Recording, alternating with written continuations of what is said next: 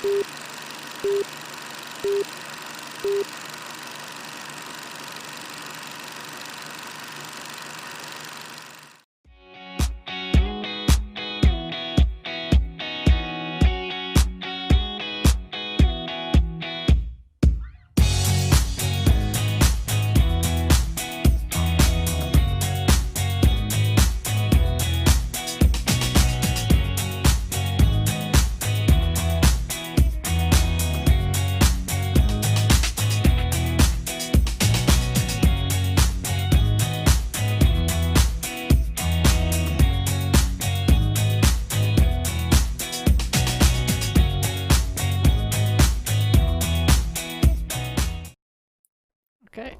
welcome to Meet the Candidate, and for this session I have with me Andy Billig, candidate for State Senate, 3rd Legislative District. Welcome, Andy.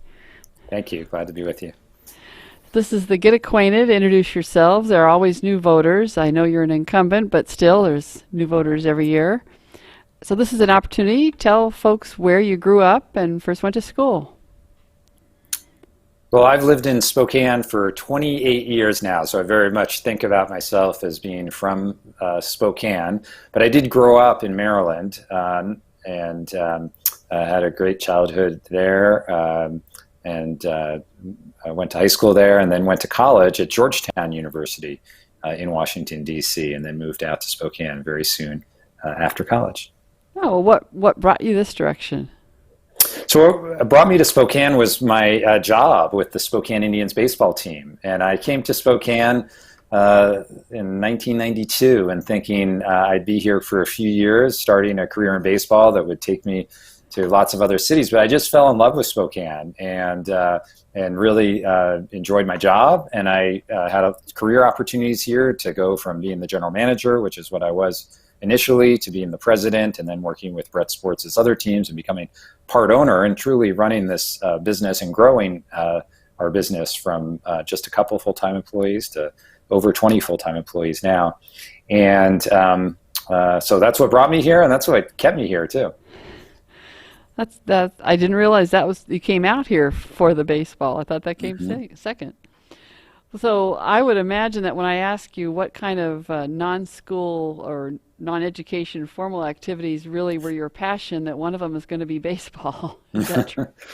Well, it was, but and I enjoyed playing baseball. I knew early on my career in baseball wasn't going anywhere as a player, so I needed to find a different path. And I worked all through college, and for just a little time after college, I worked for a small company, a small business that did event planning around Washington, D.C. And I really liked the small business aspect of that.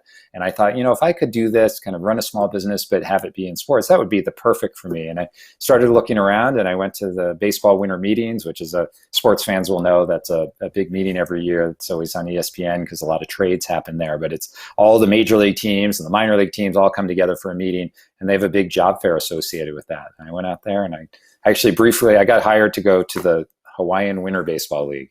And that league never got off the ground, but the Bretts, who own the team in Spokane, were investors in that league, and so that was the connection that brought me here. Okay. So, what was one of the questions I'll ask is what was your first job back in high school? Did you have an experience with the job market then? Yeah. So I had 2 jobs in high school. I worked.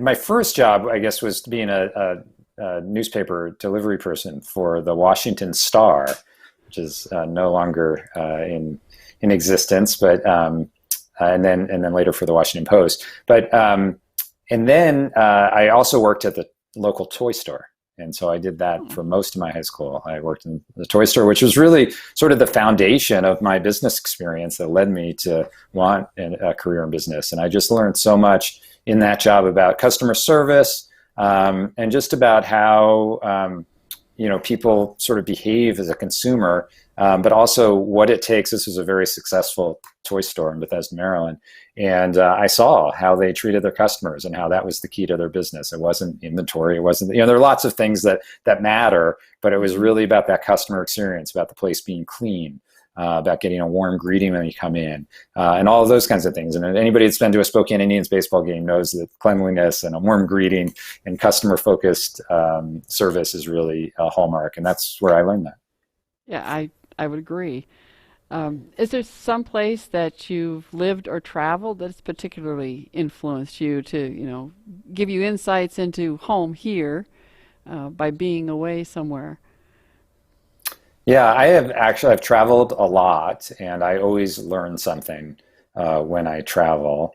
Um, I think probably being in Hawaii briefly, I learned there about the sort of community network. And I was really I wasn't there very long, but I got integrated into the community, and I saw this, how these connections sort of help and how they support each other through hard times and through good times. And it really was something that stuck with me. And I see a lot of that here in Spokane as well. But the lessons of seeing that and knowing about sort of, or just that priority of putting your neighbor needs as high on your own priority list. That's not only good for your neighbor, but it also feels good yourself. And that's, if you do that, it really can help everybody to advance in your community. Well, that's a good lead in for that last question, to give you the last couple of minutes to wrap up with why should people reelect Andy Billig to be state senator for the 3rd Legislative District? Well, thank you, Sue Lani. I'm really proud of the work that I've been able to do. But the reason I think people should just look at my record and look at my background. And I think the reason that I'm asking people to vote for me is because of my experience.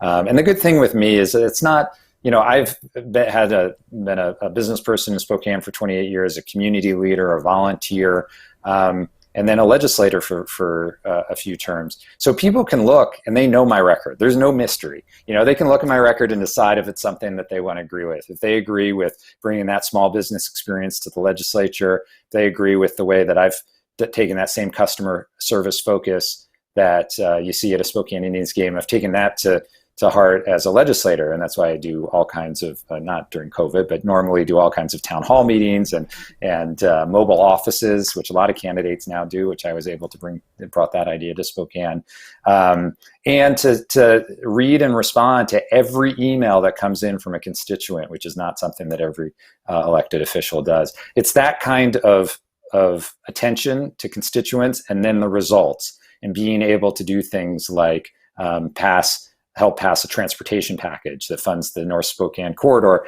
and funds the bike and pedestrian U District Bridge and the Central City Line. That was all in our big 2015 package. And be able to deliver for our nonprofits like the Carl Maxey Center and the East Central Community Center, and the West Central Community Center, and the Corbin Senior Center, the Women's Club, and many other community projects that we've been able to fund. And then some really big things with childcare and K-12 education. If you like that, if you like what you've seen that I've been able to help advance in our community, and if you like the way that I go out and prioritize listening and serving our constituents, then I ask for the honor of serving for 4 more years as your state senator. Look, Sue Lani, this is not my career. My career is running a small business. I took a break because I wanted to I still work for the Indians, although I go part-time because of being a legislator. We're a citizen legislature, so everybody has some other job. But I wanted to do something to give back. I wanted to do something in public service, and I decided to run for office. I feel like it takes a few years to really get that experience and to get a leadership position where you can do even more to deliver for your community. That's happened with me. I got elected as a Senate Majority Leader, and I want to take advantage to help for our community to be able to deliver, but also to help lead our state in a really difficult situation with our recovery on the health front with COVID, and then the economic recovery. Because we're going to be, it's going to be a long time of a recovery, but I know we're going to come out of this even stronger. And so I think I'm the right person to help our community to have a sustained, successful recovery in terms of healthcare, in terms of education, and in terms of our economy. So I ask for your support. Thank you. Okay, well, you threw a good pitch, and I wish you the best of luck. Thanks, Sue Lani. 90 million Christians are eligible to vote. 40 million didn't. That's 45% of eligible Christians not voting. We can change that. We believe We Vote was designed to arm people of faith with information on candidates And how they line up with biblical and constitutional principles. It's simply WeBelieveWeVote.com. We're on a mission to rev up the 2020 election. Tell your friends, your neighbors, and especially your pastors to rev up. Be an educated voter. Arm yourself with truth based on the Word of God. 2020, rev up. Register, educate, vote. Rev up. Rev up. Rev up 2020.